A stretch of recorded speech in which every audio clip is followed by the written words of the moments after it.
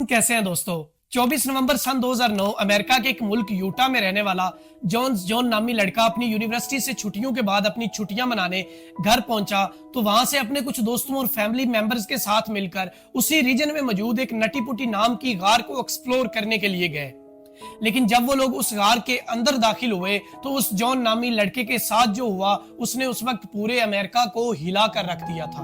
और इस वाकये की वजह से उस जॉन नामी लड़के को उस गार के अंदर ही रहने दिया गया और उस गार के दाखिली रास्ते के ऊपर कंक्रीट और सीमेंट के डंपर्स डालकर हमेशा के लिए उसे बंद कर दिया गया। दोस्तों, वीडियो शुरू करने से पहले आप लोगों को बताते चलें कि आज भी जब लोग ये स्टोरी सुनते हैं तो उनमें से कुछ लोगों को इसका फोबिया सा होने लग जाता है। और अगर आप भी क्लैस्ट्रोफोबिक या कमजोर दिल वाले हैं तो ये वीडियो आपके लिए नहीं है, आप ये स्टोरी ना देखिएगा।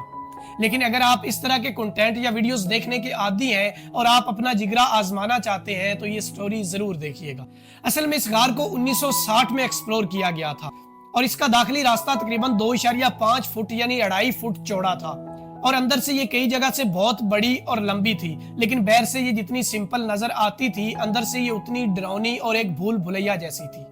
इस गार के अंदर कई ऐसे रास्ते थे जो कि बहुत ही कम चौड़ाई वाले या तंग थे। दोस्तों, 1960 से लेकर 2009 तक इस गार में कई ऐसे खतरनाक वाकयात हो चुके थे जिसकी वजह से जुज़वी तौर पर इसके अंदर लोगों के दाखिले पर पाबंदी लगा दी जाती। लेकिन जब लोग फिर डिमांड करते इसके अंदर जाने की और इस फैसले पर एतराज करते तो इस पाबंदी को हटा दिया जाता। जब आखिरी दफा इस पाबंदी को हटाया गया तो वहां की गवर्नमेंट ने इसके अंदर जाने के लिए कई शराइत रखी। उनमें से पहली शर्त यह थी कि इस गार के अंदर एक दिन में सिर्फ एक ही टीम जाएगी और उस टीम को एक दिन में इस गार को एक्सप्लोर करके वापस आना होगा। और दूसरी शर्त यह थी कि उस टीम के अंदर कम से कम 2 लोग ऐसे हों जिनका ताल्लुक स्पीलियोलॉजी की फील्ड से हो या जो पहले गारे एक्सप्लोर कर चुके हों। दोस्तों, याद रहे कि स्पीलियोलॉजी की फील्ड केव्स एक्सप्लोरर्स की फील्ड को कहा जाता है। तीसरी और आखिरी शर्त यह थी कि इस गार के अंदर जाने से पहले इसकी इंतजामिया से 21 दिन पहले कोई इजाजतनामा लेना होगा और फिर 21 दिन बाद उस टीम को इसके अंदर जाने की इजाजत मिलेगी। अब जॉन और उसकी टीम बहुत एक्साइटेड थी क्योंकि उन्होंने 21 दिन पहले इसके अंदर जाने की इजाजतनामे के लिए वहां की इंतजामिया को दरखास्त दे दी हुई थी। और फिर आखिरकार 24 नवंबर सन 2009 को जॉन और उसकी टीम को इसके अंदर जाने की इजाजत मिल गई। अब रूल्स के मुताबिक इनको 2 लोग ऐसे चाहिए थे जो कि पहले से केव एक्सप्लोरर्स हों या जिनका ताल्लुक स्पीलियोलॉजी की फील्ड से हो। और दोस्तों, इनके पास वो 2 लोग पहले से मौजूद थे क्योंकि जॉन का ताल्लुक भी स्पीलियोलॉजी की फील्ड से था। और दोस्तों, जॉन और उसका भाई पहले से ही इस इलाके में कोई छोटी मोटी गारें एक्सप्लोर कर चुके थे।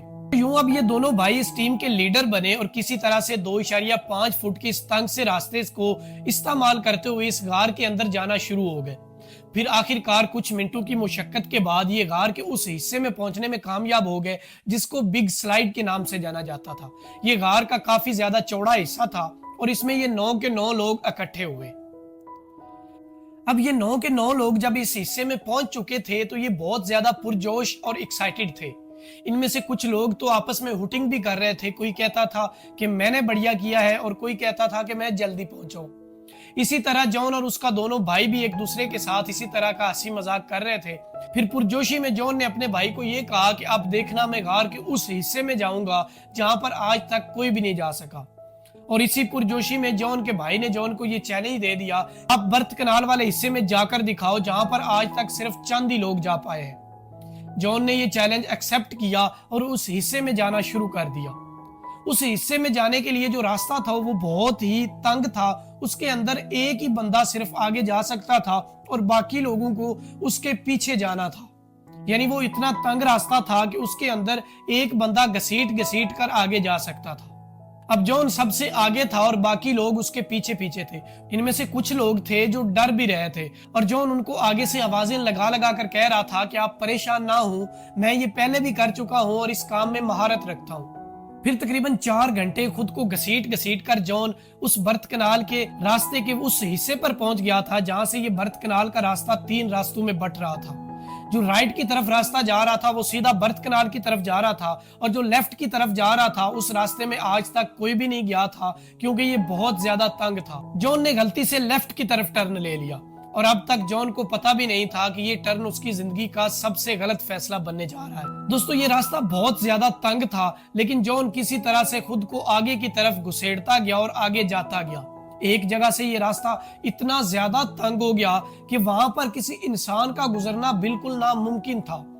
लेकिन जॉन को अपने भाई के साथ किया हुआ चैलेंज किसी ना किसी तरह से कंप्लीट करना था, तो वो आगे की तरफ जोर लगाता गया और आगे जाता गया। लेकिन उसको जिद लगी हुई थी कि उसने किसी ना किसी तरह से ये चैलेंज कंप्लीट करना है। फिर कुछ देर बाद जब उसने बहुत ज्यादा जोर लगाया तो वो फिसल कर एक ऐसी जगह पर पहुंच गया जो कि आगे से बंद थी, और उसके हाथ अब दोनों पीछे की तरफ मुड़े हुए थे और उसके पांव आसमान की तरफ और सर नीचे की तरफ था। अब जॉन बहुत बुरे तरीके से फंस चुका था।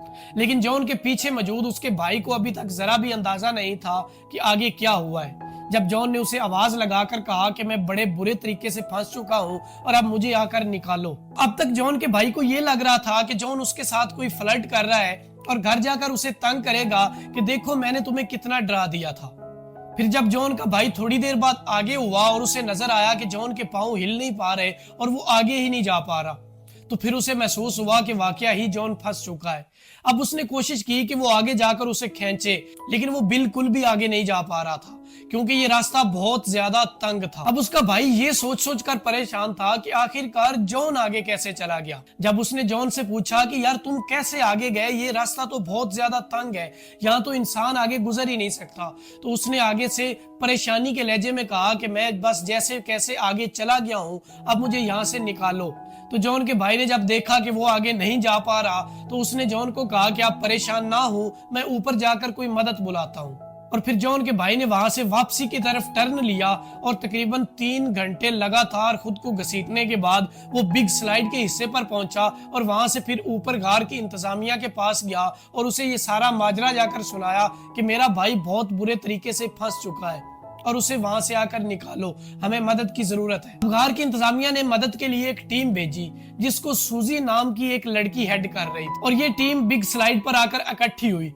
लेकिन चूंकि बर्थ कनाल का रास्ता बहुत ज्यादा तंग था और उसके अंदर सिर्फ एक बंदा ही आगे जा सकता था, तो सूजी ने खुद जाने का फैसला किया। क्योंकि सूजी इस काम में बहुत ज्यादा माहिर थी और एक्सपर्ट थी, इसीलिए उसको इस टीम का लीडर भी बनाया गया था और वो इस टीम को लीड कर रही थी। अब सूजी ने उस रास्ते में जाना शुरू कर दिया और वो इन लोगों से तकरीबन आधा घंटा पहले उस मकाम पर पहुंच गई, यानी उसको उस मकाम पर जाने के लिए तकरीबन 2.5 घंटे का वक्त लगा।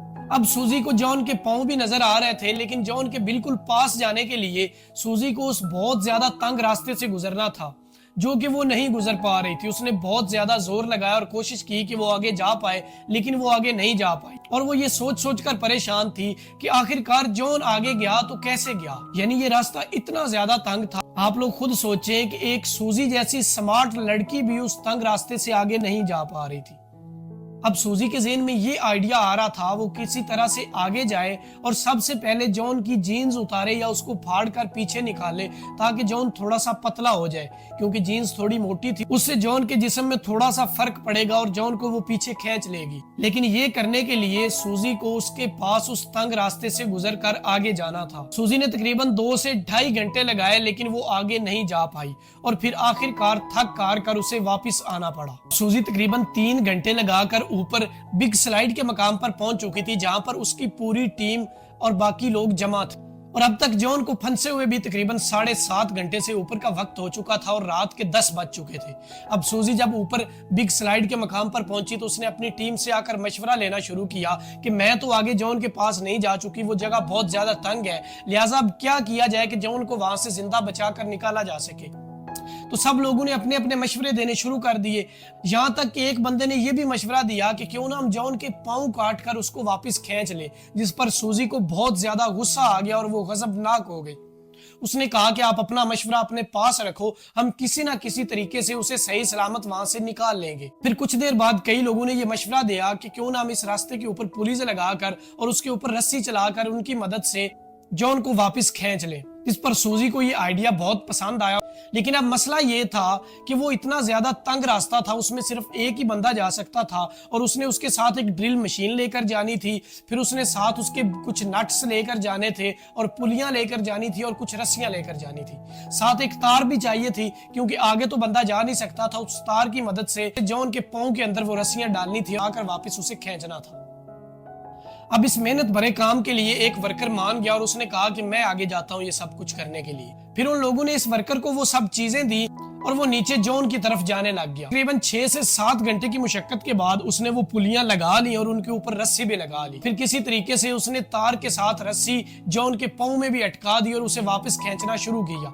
जब इन लोगों ने उसे वापस खींचना शुरू किया तो जॉन ऊपर की तरफ आना शुरू हो गया और जॉन को भी अब उम्मीद लग गई कि वो यहाँ से जिंदा बचकर निकल जाएगा। लेकिन इससे कुछ देर पहले तक जॉन की हालत बहुत ज्यादा खराब हो चुकी थी और वो रोए जा रहा था और चीख रहा था अंदर। जब इन्होंने वापस खींचना शुरू किया फिर यकदम जो जॉन के बिल्कुल ऊपर पुली लगी हुई थी उसके नट ढीले हुए और वो पुली पत्थरों के साथ से उखड़ कर नीचे गिर गई। उसके साथ जॉन भी फिर वापस उसी जगह पर चला गया, बल्कि उससे भी बुरे तरीके से उसके अंदर फंस गया। और अब ये आइडिया भी फ्लॉप हो चुका था और जॉन को वहां फंसे हुए तकरीबन 15 से 16 घंटे का वक्त गुजर चुका था, जिसकी वजह से जॉन की हालत बहुत ज्यादा खराब हो चुकी थी और वो अंदर रोए जा रहा था। फिर ये वर्कर वापस आया और जॉन को दिलासा दिया कि मैं वापस जा रहा हूं, मैं अब और ज्यादा अपने साथ पुलियां और नट लेकर आऊंगा जिनकी मदद से हम ऊपर आपको खींच लेंगे, आप ज्यादा परेशान ना हो। अब ये वर्कर तकरीबन फिर 3 घंटे लगाकर वापस आया और अब तक सुबह के तकरीबन 7 से 8 बज चुके थे और ऊपर बिग स्लाइड पर कुछ डॉक्टरों की टीम भी आ चुकी थी जिनमें तकरीबन 6 से 7 डॉक्टर मौजूद थे। जब उन्होंने सूजी और इस वर्कर से जॉन की हालत दरियाफ्त की कि जॉन किस हालत में अटका हुआ है, और सूजी और उस वर्कर ने उन डॉक्टर्स को बताया कि जॉन का सर बिल्कुल नीचे की तरफ है, उसकी टांगे ऊपर की तरफ है और उसके हाथ दोनों पीछे की तरफ है। डॉक्टर्स ने ये बात सुनकर जॉन के भाई, उसकी बीवी और सूजी के पाँव के नीचे से जमीन ही निकाल। जब उन्होंने ये कहा कि जॉन अब तकरीबन ज्यादा से ज्यादा 5 से 6 घंटे जिंदा रह सकता है और आपको जल्दी से जल्दी उसे वहां से निकालना होगा क्योंकि उसे पैरालाइजिंग अरेस्ट हो जाएगा, जिसकी वजह से उसका दिल फट जाएगा। दोस्तों याद रहे कि एक बंदे का जो जिस्म होता है उसको सारा खून उसका दिल प्रोवाइड कर रहा होता है और दिल ग्रेविटी सिस्टम पर काम करता है, जिसकी वजह से उसे ऊपर सर की तरफ खून भेजने के लिए काफी जोर लगाना पड़ता है और नीचे पाँव की तरफ खून आसानी से चला जाता है। लेकिन यहाँ सारा काम उल्टा था, जॉन का सर नीचे की तरफ था और टांगे ऊपर की तरफ, जिसकी वजह से दिल को ऊपर खून भेजने में बहुत ज्यादा मुश्किल पेश आती और खून आखिरकार जमा होकर दिल के अंदर दिल फटना शुरू हो जाता। इसे पैरालाइजिंग अरेस्ट कहा जाता है, जिसकी वजह से बंदे की फौरन डेथ हो जाती है। दोस्तों अब की बार इनको ये काम और ज्यादा जल्दी से करना था क्योंकि जो डॉक्टर्स ने वार्निंग दी थी कि अब जॉन 6 से 7 घंटे ज्यादा से ज्यादा जिंदा रहेगा वरना वो मारा जाएगा।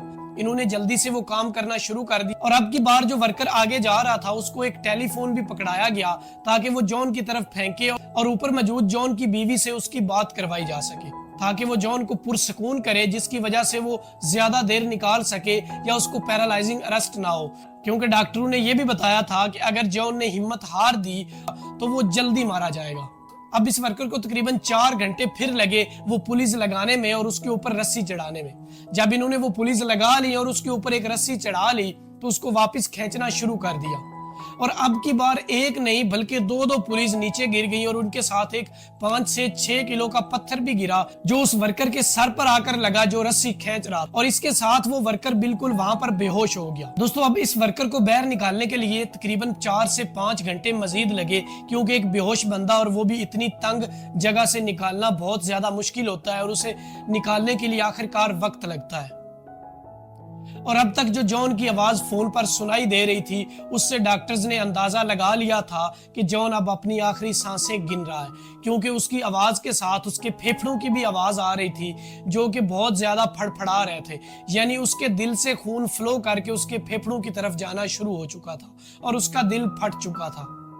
अब जब दूसरे वर्कर को जॉन के पास भेजा गया और जब वो उसके पास पहुंचा तो जॉन बिल्कुल बेआवाज और लाजवाब था और जॉन की आवाज आना बिल्कुल फोन पर भी बंद हो चुकी थी। डॉक्टर्स को भी अंदाजा हो गया था कि अब जॉन मारा जा चुका है और उसकी बीवी ऊपर जोर जोर से रोना शुरू हो गई। फिर दोस्तों तकरीबन 15 से 20 घंटे और इस ऑपरेशन पर काम किया गया कि जॉन की बॉडी को वहां से निकाला जा सके, लेकिन कोई भी उसकी बॉडी को वहां से निकालने में कामयाब ना हो सका और फिर जॉन की बॉडी को उस गार के अंदर ही रहने दी और इस गार के दाखिली रास्ते के ऊपर कंक्रीट और सीमेंट के डंपर्स डालकर इसे हमेशा के लिए बंद कर दिया गया। उम्मीद करता हूं कि आप लोगों को मेरी आज की वीडियो अच्छी लगी होगी और अगर आप लोगों को मेरी आज की वीडियो अच्छी लगी है तो वीडियो को लाइक भी कीजिएगा, शेयर भी कीजिएगा और मेरे चैनल को सब्सक्राइब करना ना भूलिएगा, क्योंकि मैं आप लोगों के लिए इस तरह की इंटरेस्टिंग वीडियोस लेकर आता रहता हूं और आगे भी लेकर आता रहूंगा। तो आज की वीडियो में सिर्फ इतना ही, मिलते हैं किसी नेक्स्ट और अच्छी वीडियो में, तब तक के लिए अपना बहुत सारा ख्याल रखिएगा। अल्लाह।